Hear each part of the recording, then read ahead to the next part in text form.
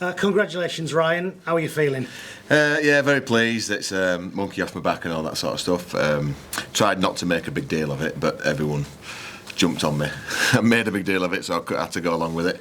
And obviously the crowd paid their tribute, which was really nice. Good to do it at home, I suppose, and finally get it, like I say, get the monkey off my back and get it done. And to do it, quick tries back to back, equal the record, break the record. Just a special 5 or 10 minutes for you, wasn't it? Yeah, it's about time. Like buses, isn't it? It's like every 5 minutes. You wait 6 weeks for one to get to straight away. I had a chance in the first 2 minutes, from that scrum. I slipped as I went into contact and I had no power. And then obviously, I was.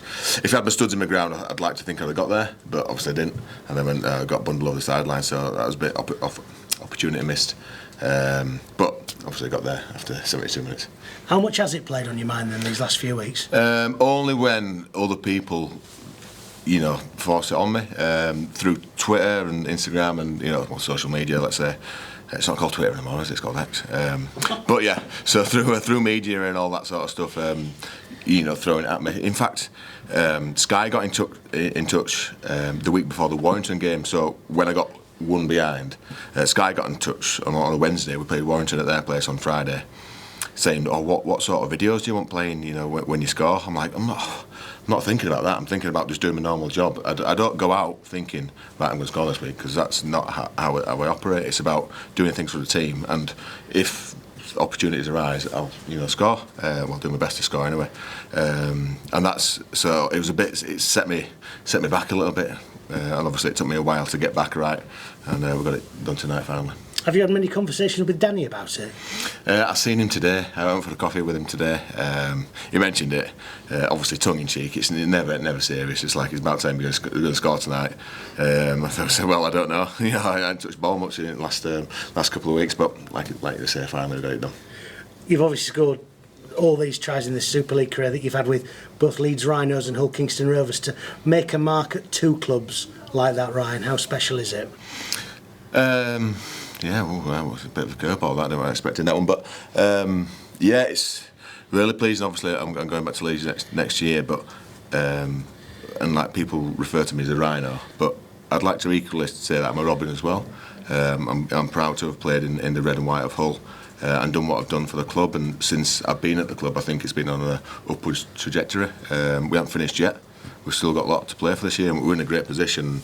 That's what it's all about, not the personal accolades. It's about the team doing well and going from where the club's not been great in the last decade, but to where it is now, and laying some good foundations and being part of it. That's really fulfilling, and I'm enjoying that. I think you can get quite a few more as well. I mean, people soon start talking 300s on the horizon, this kind of thing. 300, yeah, I'll get there. No, don't worry about that. Next week. Yeah, well, I'll just do as best I can. That's all I'm going to say. And when you look back at them all, I'm not going to ask you daft questions like favourite ones or memorable ones, but do you sort of reflect on what you've done and what you've achieved? Do you allow yourself that? Yeah, well, I'd rather prefer to ask me what's my favourite ones is. What was your favourite? I'd say there's a couple. Obviously, there's quite a few to pick from, but the 2008 grand final on the Sky video there, what they played to me. Brian McLennan sent me a video, a well done video, and he mentioned this try, the 2008 grand final try. It's a bit out of character, me kicking the ball, and it was a real first significant try, trying a final. And that kind of set me off on my career, because I was number 22, and squad numbers mean a bit in England. I was squad number 22 that year, and then the year after I was number 5, and I've been 5 ever since. So that one was significant for me, and then obviously the Huddersfield try in 15, to get the league leader shield, that was up there. Yeah, there's two to mention. And just finally for me, the people inside you who've contributed, the assists and this kind of thing, how much you sort of reflect on the wonderful players you've played alongside? Yeah, I probably pat Danny Maguire on the back the most, because he's probably given me the majority of them. I'm scoring tries in the ring is a product of being in a good team. I think that's the best way for me to sum it up. I've used that phrase a couple of times before. But if a winger scores a solo try, which I do from time to time, it might be few and far between, but it's the majority of what the people inside you have done, and you capitalise on their good work, and you've got to pay tribute to them for that. And you look genuinely touched by the reaction of the crowd. Yeah. I know you want to focus on what's to come next, but that looked like it caught you a little bit. Yeah, it's it's been an emotional week, you know, with everything that's gone on with people not being here anymore. With Rob. So I just try to enjoy it a little bit. I've been telling myself, you know, just play it down and get on with it, head down and all that.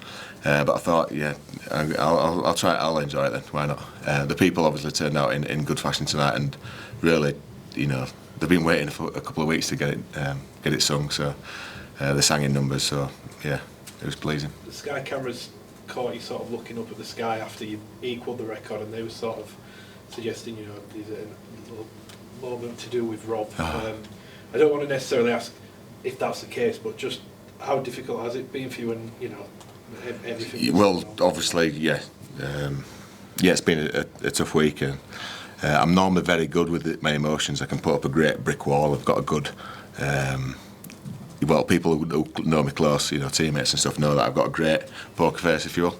But yeah, it got me, obviously, as it would do. So it's been an emotional, you know, time, a couple of weeks with that, and yeah. What was the first thing the kids said then when they came on? Violet says, yeah, thank God. You know, she said it's about time. She's been telling me every week. You didn't say much, did you?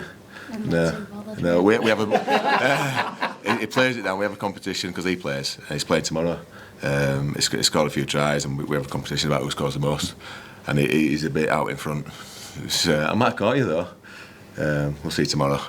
Is there money on it? No. Come on. No. He gets enough. You kidding? What will you remember tonight most? Will it be putting the ball down? Will it be the crowd? Will it be... Yeah, I think it's the crowd. That was, you know, that was really pleasing. Really humbling, I think, really, you know, for them to sing for me like that. So I'll definitely remember that. A lot of hard work went into the game. Like, let's not forget, you know, we're playing a game of rugby here, and a lot of hard work went into that. And it was quite late on when I scored, so that kind of eclipses everything because it was late on. But yeah. Had you allowed yourself to think that you might equal and beat in the same game? When I got to 100, I did 100, I did 99, 100, 101. And I was thinking, if I'm going to do it, it best be like that, because it was easier that way. So I'm glad it happened like that. Because there'd be another, God knows how long. Yeah, and